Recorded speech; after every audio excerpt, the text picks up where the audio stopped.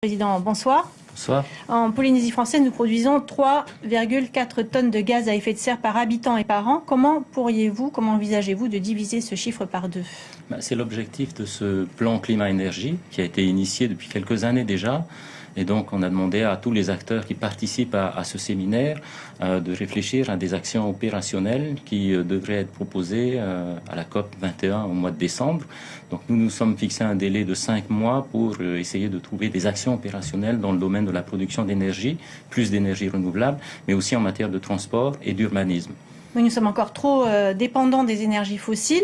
Ne pourrions-nous pas devenir une collectivité pilote, exemplaire en matière d'énergie? C'est l'objectif en matière d'énergie, mais aussi de comportement. Je parlais de transport et d'urbanisme. Sur l'énergie, ça fait déjà longtemps que nous essayons de développer les énergies renouvelables. On le voit avec l'énergie photovoltaïque. Donc il y a eu quasiment une multiplication par 30 des puissances installées sur les 4 dernières années. En matière d'hydroélectricité, la Polynésie produit déjà 30% de son électricité à partir des barrages qui sont installés notamment sur la Papineau. Donc il y a un vrai travail de recensement qui doit être finalisé. Et le projet Weisha, dont on parle déjà depuis plusieurs mois, plusieurs années même. C'est un projet de barrage hydroélectrique qui doit avoir le jour à Faoné. La Punaru qui souffre en ce moment, bientôt la Waiha. Ne peut-on pas laisser ces rivières en paix? Je pense à la Taru également. Là, on parle de la Weisha, qui est quand même la rivière de Polynésie qui a la plus forte pluviométrie, donc il y a une vraie ressource. Et l'objectif, c'est de développer un projet innovant dans ce domaine dans les années qui viennent. Donc il y a un travail qui a déjà été réalisé depuis plusieurs années. On doit maintenant finaliser tout cela.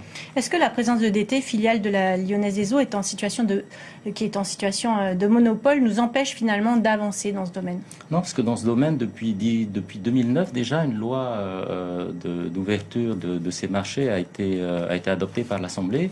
Et donc, sur tous ces projets de concession publique, un appel à candidature est lancé. Et donc, tous les acteurs peuvent se présenter. Et donc, c'est dans le cadre de ce processus que le projet Weisha sera relancé.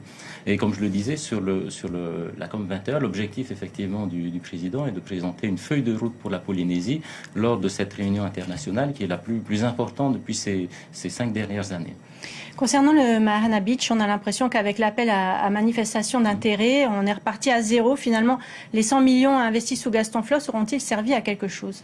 Nous avons des esquisses qui indiquent très clairement les choix que la Polynésie, les choix vers lesquels la Polynésie veut s'orienter dans le domaine du développement de ce projet. Maintenant, il y avait tout un travail d'analyse et de sélection des investisseurs qui n'avaient pas été réalisés. C'est ce sur quoi Albert Solia, ministre de l'Équipement, travaille depuis plusieurs mois, et un travail de sélection qui sera mené avec des cabinets spécialisés dans ce domaine va être lancé dans les semaines qui viennent. L'objectif, c'est de sélectionner le meilleur investisseur en capacité de réaliser, de financer surtout, et cette sélection devrait se passer probablement au début du mois d'octobre.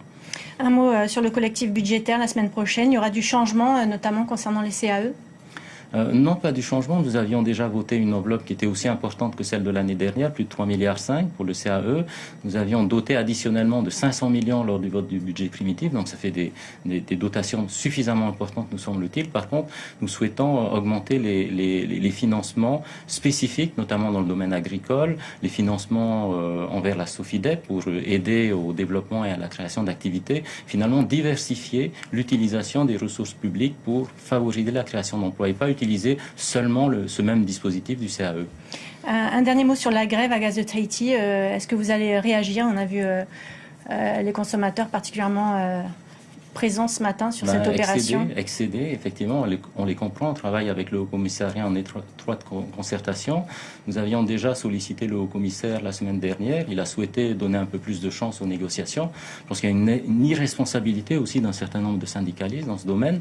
J'espère que la solution sera trouvée rapidement. Sinon, on devra, je pense, passer par une réquisition. Et là, c'est une compétence de l'État. Mais je pense qu'on est arrivé au bout des discussions maintenant. Merci beaucoup, Nui Haulori, d'avoir accepté notre invitation ce soir. Merci à vous.